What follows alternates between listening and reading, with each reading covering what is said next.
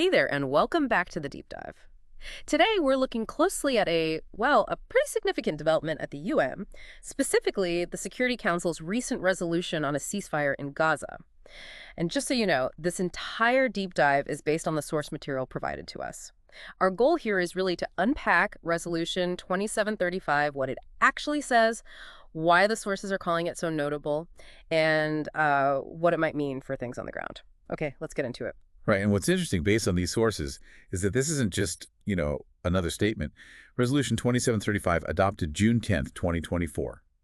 It lays out a very detailed three-phase plan. A three-phase plan. The sources really emphasize that structure, don't they? It's not just one thing. Exactly. It's structured. So walk us through those phases as they're described. Okay. Phase one, as the resolution outlines it, is meant to be an immediate, full, and complete ceasefire. That part also includes releasing hostages in exchange for Palestinian prisoners, Israeli forces pulling back from populated areas in Gaza. Pulling back from populated areas. Yes. And critically, getting large-scale humanitarian aid distributed securely and effectively. That's key. Okay, so immediate actions on several fronts. What about phase two? Phase two is where it shifts towards, a permanent end to the fighting. This is supposed to happen alongside the release of all the remaining living hostages. And it includes a full withdrawal of Israeli forces from Gaza. A full withdrawal. And phase three sounds like the long view, recovery. That's right. Phase three kicks off a major multi-year reconstruction plan for Gaza, rebuilding. And it also deals with returning the remains of any hostages who have died. It's meant to be a full roadmap, really, from ceasefire to rebuilding. That is quite detailed. How did the vote go down in the Security Council? The sources seem to flag something important there. They did. It passed pretty strongly, 14 votes for it. And the abstention? Just one abstention. That was the Russian Federation. But here's what the sources really zoom in on. The United States voted yes. Right. That's a big shift, considering their previous vetoes on similar resolutions. What did the sources suggest is behind that U.S. change? Well, the sources seem to connect it directly to the humanitarian crisis in Gaza, which has just been escalating dramatically. They mentioned reports of over 54,000 Palestinian deaths since October 2023, and, immense international pressure. That combination, it seems, according to the sources, pushed the U.S. to support this specific proposal this time. And that humanitarian crisis, the sources paint a really grim picture, don't they? They really do.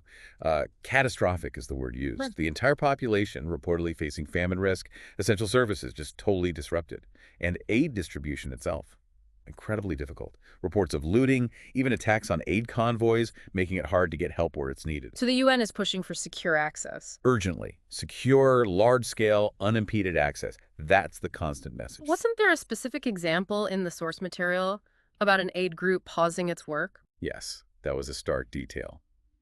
The U.S.-backed Gaza Humanitarian Foundation, the GHF, reportedly halted aid distribution.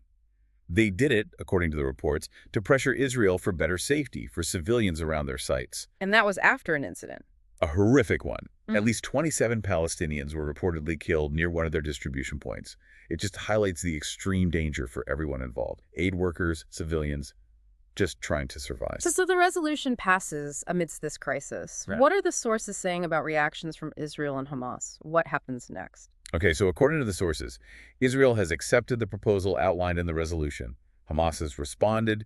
They're reportedly seeking some amendments, clarifications, things like guarantees from the U.S., the specific timing on hostage releases, how aid delivery will work, and the full Israeli troop withdrawal. So negotiations are still happening. Exactly. Those talks are ongoing. That seems to be the immediate focus right now. The sources also touched on the wider international community and even some changes at the Security Council. Right.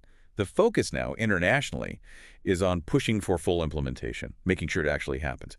And yeah, the sources mention new Security Council members. Bahrain, for instance, as an Arab representative, pledging to prioritize Middle East peace, including the ceasefire and a two-state solution. So diplomatic efforts are continuing alongside. This really shows the complexity, doesn't it? Trying to forge this diplomatic path while the reality on the ground is so devastating. It absolutely does. As the sources make clear, getting the resolution passed was one thing, a big political step. But the huge challenge now is turning those words, those phases, into actual change on the ground. Relief and eventually recovery for people in Gaza.